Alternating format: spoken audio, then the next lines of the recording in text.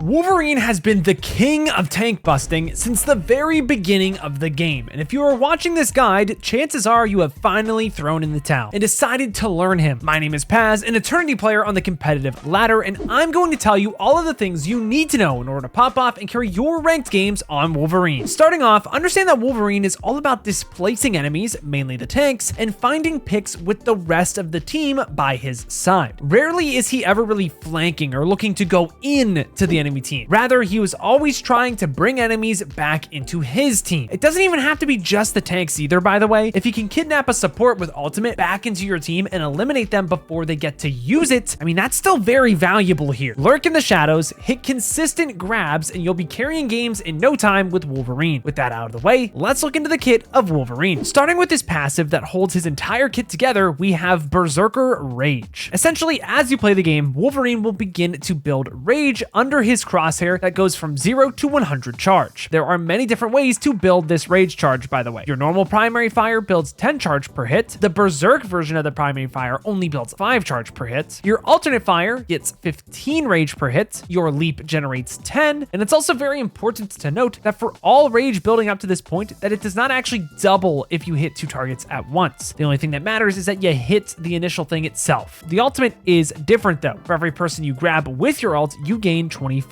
rage. And finally, you gain 5 rage every time you take damage, up to 2 times per second. Okay, but now that we have 100 rage, what do we really do with it now? Rage pretty much enhances your entire kit. More damage, more health, more Wolverine. So you want to keep it up as much as possible, as safely as possible. Don't int to keep it up, but also look to be aggressive enough to actually keep the rage. It will decay over time though, just keep that in mind. We will cover how the rage impacts every single ability when we get to each one. But before we get into the main meat and potatoes of his kit, let's start talking about the other passive Wolverine has that scales directly with rage, Regenerative Healing Factor. Every 90 seconds, if your health gets reduced to 0, you will be granted bonus health based on how much rage you had built up. At low rage, you are granted 150 bonus health. At 100 rage, you are granted 300 bonus health. This isn't all though. After 3 seconds, any bonus health that you had remaining is converted into normal health as his rage is completely drained to 0 then. This allows you to still be aggressive, finish off any pick you may need to. This also tells your supports that,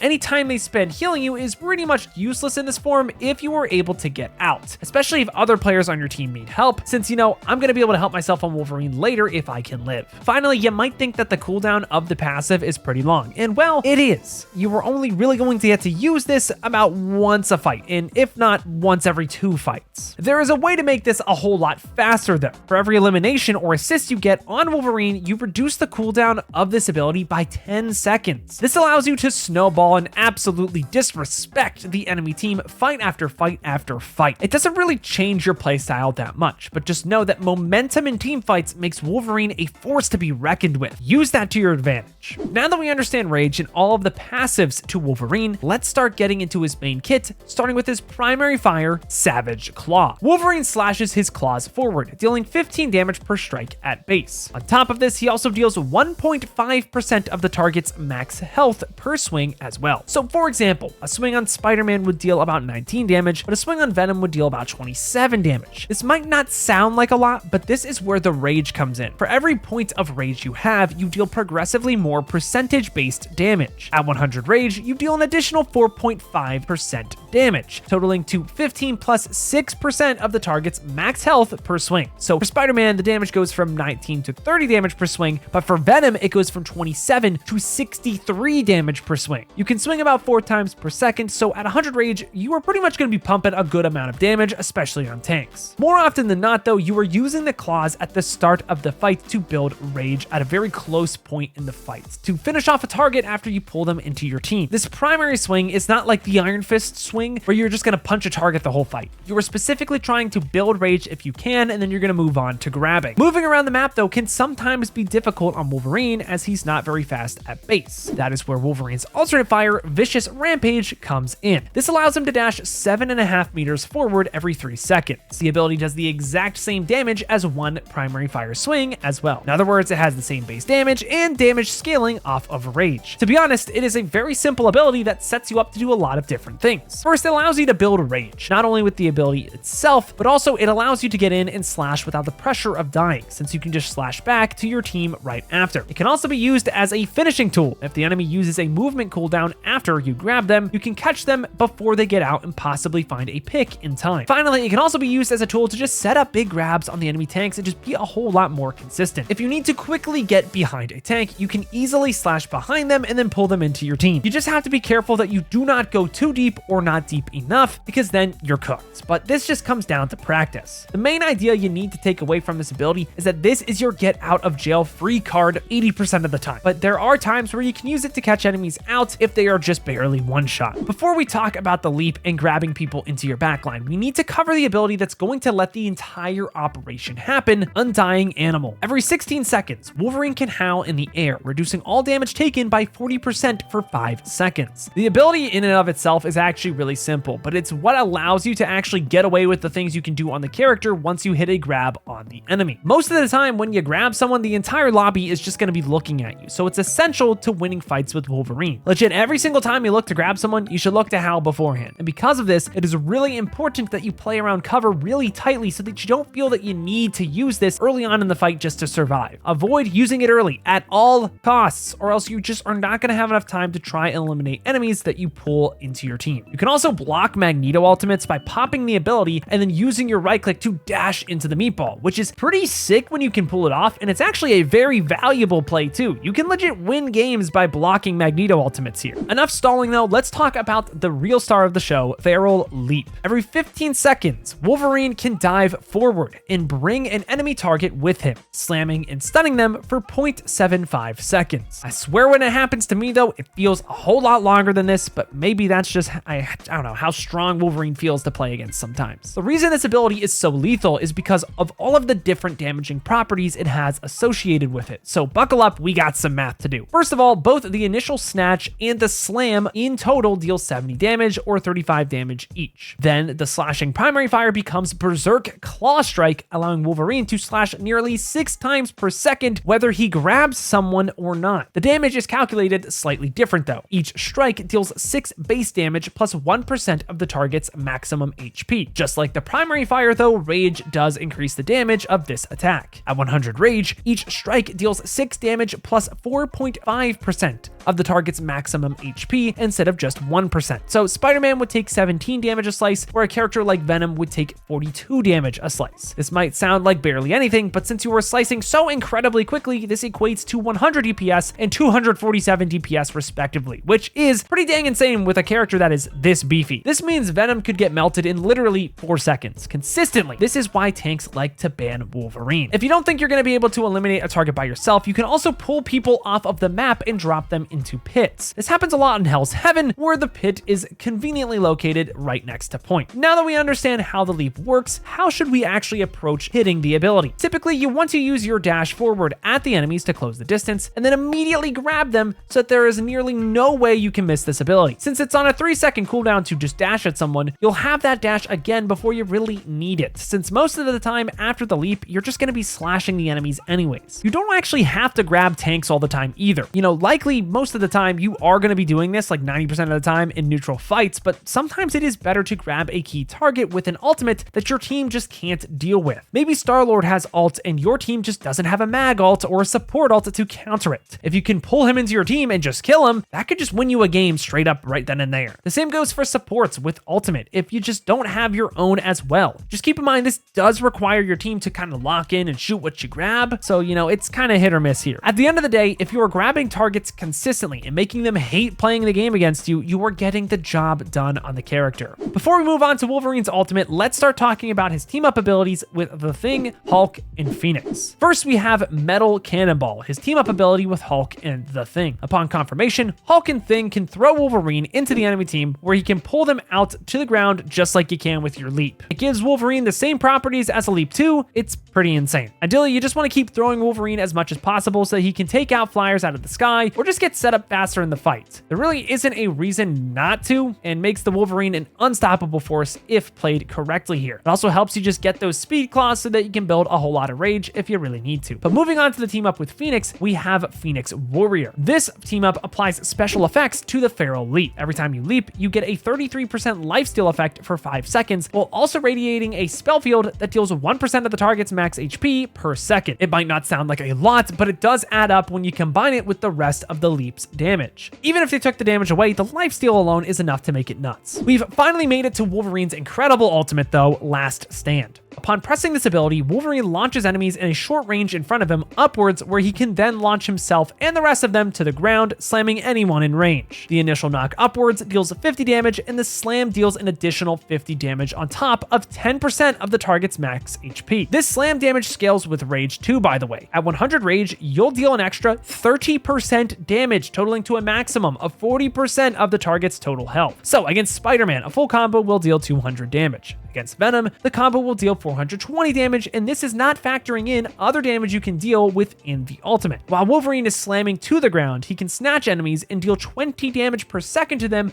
while they are flying through the air. You do want to be careful though, because if you don't aim steep enough, there's a chance that you're just gonna miss targets altogether, doing pretty much nothing with the ultimate. Finally, if you bring someone to the ground with the ultimate, you will stun them just like if you leaped them and brought them back to your team. This helps aid you and your team in finishing off key targets. Now, there are tons of different ways that you can actually use the ultimate and tips to get more out of it, so let's cover those now. First off, it is important to note that you do not get your enraged claw attack after using the ultimate. You only get that from using your leap. Because of this, I typically try to kidnap an enemy and then immediately ult them away from the enemy team, depending on the circumstance, to make the ult easier to hit and also just easier to deal with whatever I pull down by myself. Nothing feels worse than hitting an absolute juicer ultimate and then swinging super slowly because I didn't use the leap beforehand. If your goal is to specifically displace the enemy team though, you could just ult them first and then take them to China with the leap after, but this is rarely the case, at least in my experience. Aside of that, Wolverine's ult isn't always about hitting the fattest ult, but rather the most impactful one. For example, you have a very easy time canceling Invisible Woman ultimates with your ultimate, as you can pull her out of the ult and then kill her before she can run back in. You can even do the same with a character like Cloak and Dagger after her ultimate if you know that they do not have fade. And canceling support ultimates wins you games, so this is a very important idea to think about. The same goes for possibly taking out key DPS players and their ultimates out of the fight. While fragging out and showing up on the kill feed is great, sometimes you can make it super simple for yourself and just give the enemy carry player the worst time imaginable. But now that we have discussed all of Wolverine's abilities, let's start talking about what counters him. Starting off with the tanks, there really aren't a whole lot of tanks that do too well into him because, well, that's kind of Wolverine's whole thing here. However, I do find that Magneto has one of the best matchups into you, since he can pretty much just bubble himself or whoever you really try to grab, which is extremely annoying. Emma is also pretty annoying because you have to force out her diamond form first, but most players that play the character aren't really thinking about Wolverine constantly, so in most ranks, you typically are going to be able to win that matchup. Captain America is really annoying because he can dodge you all game, but that doesn't necessarily mean that he counters you. He just gives you less options, which is pretty annoying. Lots of people think that the Thing is good into Wolverine too, but I'm going to be honest here, guys. You can still stun him, and then you can immediately just go to slashing him. So I really don't think he is that great. You don't need to grab him. You can just melt him with your rage stacks. DPS though is where things get interesting. Any flyer is going to be very annoying to play against as Wolverine. Sure, you can pull him to the ground, but it is a pain to do consistently, and oftentimes they're just going to be able to spot you for their tanks, so you know the tanks are going to be safe, the flyers are going to be safe, you're just going to hate playing the game. Hit scans like Hela are also pretty annoying since they don't really need to get close to you to do what they want to do. I will say though that this doesn't really apply to characters like the Punisher that need their frontline to make time and space for them. This is because you're pretty much just always going to be able to pull the tanks into your team, and those tanks are what keeps the Punisher safe, so once you take the tanks down, he really shouldn't be all that hard. As for supports, ban Invisible Woman literally every single game you play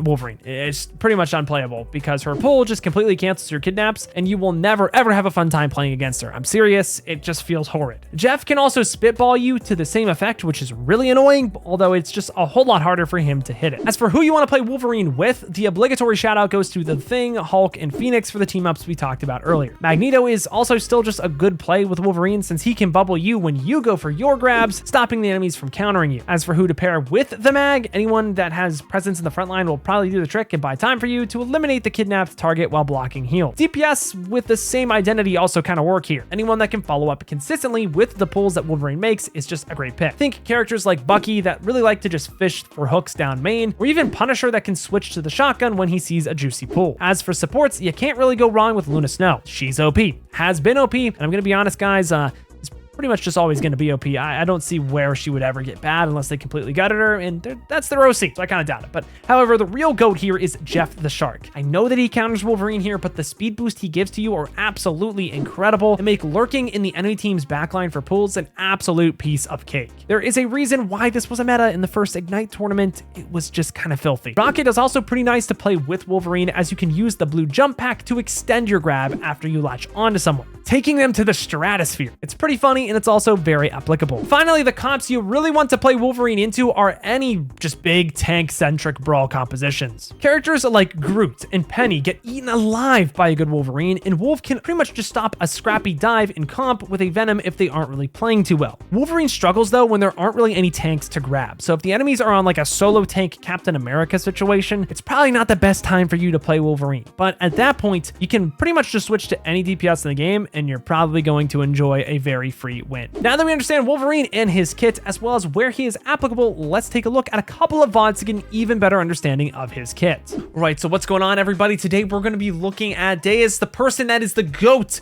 for our melee character guides. A pro player for used to be Nemesis, but now they are no longer under an org because a lot of orgs have been dropping out of Marvel Rivals recently. But here's the thing. Daes, the GOAT for what? Magic, Daredevil, now Wolverine, and some other melee characters I'm sure we're going to be getting to in the future. A very, very good player. Has Shocker, Forky Dog. This is Odyssey, so we got Bizer Soko. A lot of players that we are recognizing on both sides here. Good players. The reason why we're not watching this right away, like we usually do for these guides, is, well, we're going to get right into the text here that we actually missed into the guide. First, we're going to be looking at how to B-hop on Wolverine. I will slow this down for you guys. So having jump set to scroll wheel up is very beneficial. I didn't actually know this was a thing that could happen until I looked at the VOD, so we're going to be trying to get good at this as we go on. But out of spawn, as you can see, we're going to immediately try to right-click upwards. We are going to leap, and then we are going to cancel it with a roar. And then that is going to get us to launch forward, in which we can then mouse scroll wheel up, and look how much distance we are getting. We will look at this at 100% speed. But as you can see, the Wolverine is passing everybody very quickly, even surpassing an Angela's speed. So just something I want to talk about there, where we right click, we leap, immediately cancel it with a rage. It's not good to use in a mid fight, but it's nice to get out of spawn very quickly. So just something I wanted to note with you guys here. But the thing I really want to be looking at is look at the comp that he's playing against. He is playing against a Magneto and a Venom and a Spider-Man. So it's definitely a very hard dive composition. He's not going to be playing this in a very normal way. Also, the reason why we picked this VOD out of the ones that he sent me was because, well, in this VOD right here, this isn't really the normal place where I'm like, I want to play Wolverine on a very open map. So it's really nice to see how he kind of tackles this weird matchup. So first of all, he's going to hear that the Spider-Man is top right. He's going to see, like with this right click, maybe I can try to find something here. Spider-Man immediately leaves, doesn't want to get pulled back into Daes' team.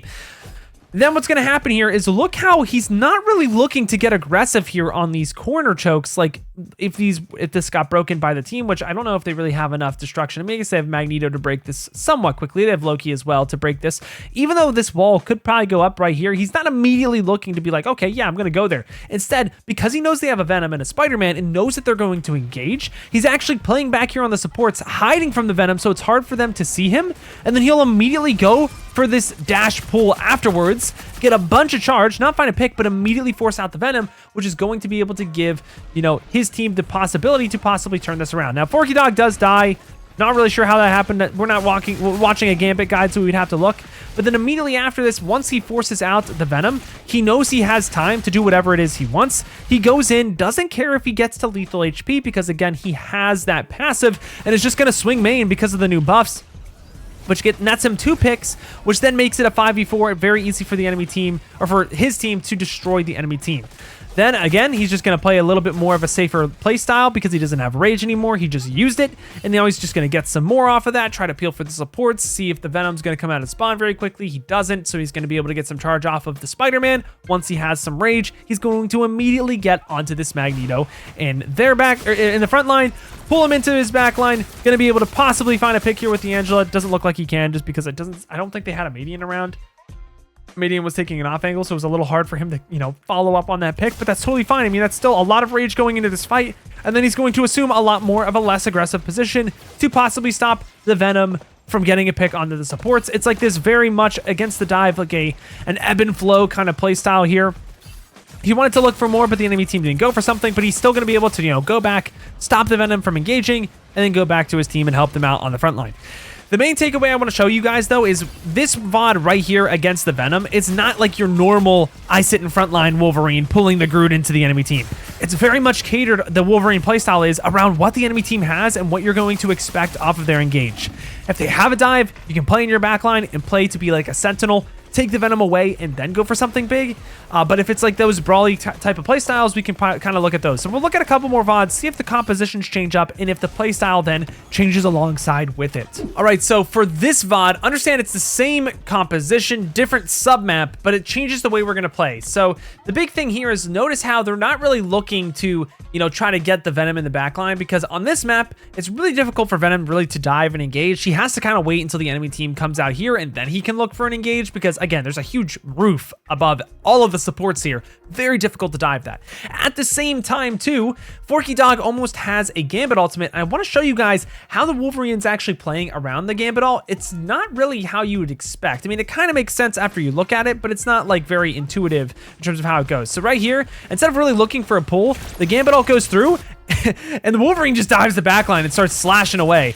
And he's not going to be able to really find anything because, well, Gambit's a little bit OP, but he's going to be able to then make so much space for his team and then kill the Magneto, clean him up afterwards. A very interesting playstyle here, and it's something that, makes sense given the map, given the composition, how it kind of planned out to be. But that's something that I think a lot of people should definitely be thinking about, where it's like, you have this Gambit ult, you can kind of just go on the supports in the backline, pressure them out, and then the Magneto's just going to be, isolated no matter what anyways. So very interesting playstyle alongside the Gambit. I'm interested to see if this Angela is going to pull someone down and then possibly, lead him into the Wolverine. It seems like that's what they were kind of trying to go for here, but, it didn't work out. And, I think it's fine to go for something like this because you're still going to be able to find a mag when he tries to walk up and take advantage of you because you have that passive. So overall, a different way of playing Wolverine on these types of maps. It's not as much, looking to stop the dive from happening because the dive is kind of weak when you're under that roof anyways. It's much more of like this aggressive play style on the tank, which it's just so interesting how these characters work that are melee. They can be so different depending on the circumstance and just how everything goes. And then, yeah, we're probably going to switch off to maybe like Iron Fist or something else to go into this last fight. Maybe we all through this. I'm actually kind of interested to see how he goes with this. Oh, he's just gonna take that guy off the map. Wow, that's actually kind of insane. I will never be able to do that in the Bronze GM, by the way. It'll take quite some time, but still, that's a lot of value for the team. Very simple stuff there. If you can get a big pick, go for it. Taking the Venom out, because now the Venom is a lot more lethal because we're on this outside part of the map. All very interesting how it's not just the composition either, guys. It's also the map and understanding, is the Venom really going to be able to do something early on in this fight? Can we finish this fight before the Venom can actually get something done with a Gambit ult as well? Things you have to think about with Wolverine. Who are you taking out? How are you taking them out? And do you really even need to? So let's look at one more VOD here. Different map. See if there's anything different we can learn from this Wolverine gameplay. All right, y'all. So for this last VOD we're going to review, it's going to be a lot more of like that standard Wolverine gameplay that you guys are kind of used to. So we're going to see here just, a normal throw in. It's going to get Daes close enough to try to find a pick on someone, and then he's going to try to pull someone away. Doesn't work out. Whatever, it happens. Still, we're up a pick in the fight, so it's probably going to be a fight win here for the rest of the team here. But what's interesting to see here is how Daes is going to actually set up onto this next fight. Not the same as how you're playing against a Venom like we were last game. It's much more of a standard kind of gameplay loop here. We're going to start up here, clear all of this, these fences here, so it's a lot easier for us to actually grab someone. But instead of sitting on this wall right here, you're actually going to see how he stands is pretty interesting when he actually winds up to it. You just gotta wait until he actually gets there. He sees that people are gonna start walking top left. Instead of standing where the mag is, he's like, wait a minute, I could easily just slash up here and pull someone off. This is something no one in ranks is going to be thinking about, by the way. No one is going to be thinking about going below, dashing up, and then pulling someone off. No one is thinking about that, but with how common of a place this is to push, at least in higher elos, this is a very good play to make on pretty much any fight that you can take on this map. Again, easiest pick of your life. Plus, you're also going at an upward arching angle, so you're probably going to get more distance out of this as well into your team. Very, very strong stuff. Instantly wins you the fight right there. There's not really a whole lot else the team can do, and then immediately just gets thrown at the rest of the team. Forces out a support ult. I don't know why we used that when we're already down one, but I guess we thought that was winnable. I don't know. Anyways, here's the thing. We're going to move on from this fight. And we're gonna see other things that he does. Right here, for example, what just happened, there was a Loki ult that went into a Gambit ultimate. So instead of going for tanks like the the only one that's alive really is the Thing. Instead of going for those, we're gonna go for flyers. Why? Because we just used a support ultimate. She has her DPS ultimate. We now need to try to give Storm the worst game possible so that she can never press her ult and they lose out on the ultimate economy on red very hard. So that's why she's getting looked at so hard here. You don't always have to look for tanks. Sometimes it's just about taking out a very key target in the ultimate economy given the game, which is what we're doing right here. You know, we try to go for more, whatever, we can't get it. We ask for Thing to maybe get a grab. He doesn't want to grab either because he's trying to get active. Sure, whatever. We're just going to play with the rest of our team right here. We're just going to chill. Again, the main thing that we're happening here now that I'm thinking about is, okay, how is we going to use this next ultimate on Wolverine? Is he going to go for a pick on the tanks, or is he going to actually try to stop the Storm? And what you see might actually surprise you. You know, he does look to try to pull in the Wolverine or the Magneto. That's going to force out an ult from Thing. Then Forky Dog is going to use the Gambit ult, so he's going to try to just get more aggressive on the enemy team. He sees that there's a Mag ult. He's going to see if he can block it. They have a, you know, they have one of those immortality field things anyways. So now he's going to try to get more aggressive here. Just trying to find something, trying to find the Mag. He gets pulled away from it. Looks like he's not going to get that pick. You know, now we have to deal with a Punisher ult as well that immediately dies. But now, again, what is the most important thing in this fight? I no longer need to try to kill this Mag. We already wasted the bubbles. We wasted the pulls from our Amori and Renko, just trying to take someone off of that. Now what we need to do is we need to stop this Storm from ulting. So instead of looking for tanks here, he's going to see, oh wait, I can just ult this guy to the ground. Tries to get a pick, doesn't end up actually getting it, but still, that is the whole reasoning for this. The whole idea is we really need to stop the Storm from ulting, then Storm ults, and it's kind of just a GG fight. But realize what we did here. The Storm had ult 2 minutes at the 2-minute mark, not sooner than that as well. But that's when we didn't have a support ult. By the time that she used her ult, we already cycled 2 more full cycles of Gambit ults, guys. So this was a very good play by the Wolverine, not necessarily to get a bunch of kills, but to set up the team to hold for 3.5 minutes on a very strong point where the enemy team had the advantage in ult economy, but we just really gave Chime a difficult time to try to rip his ultimate. So all of these things, you know, Wolverine is a very flexible character. The more that I look at him, you can play him in a lot of different ways. You can cancel dives by being a Warden in your backline. You can look to try to pull the Magneto into your team and try to find some picks. And at the very end, if there's nothing else to do, you can also just give DPS some health. So obviously, you know, Daes, very good player. We've gone over a lot of their VODs for a bunch of different guides. I will make sure that I have the links to all of their socials in the description. Make sure to check them out, and let's close out the rest of this video. And that closes out today's guide for Wolverine in Marvel Rivals. If you have any questions, make sure to send them in the comments down below, as well as asking me live right now here on YouTube or on Twitch at twitch.tv/PazSwagger. I try to stream every single day that I upload, so be sure to check me out to learn more about everything I talked about today. Thank you guys all so much for watching, but until next time, I've got to peace out and Paz out. I'll see you in the next one.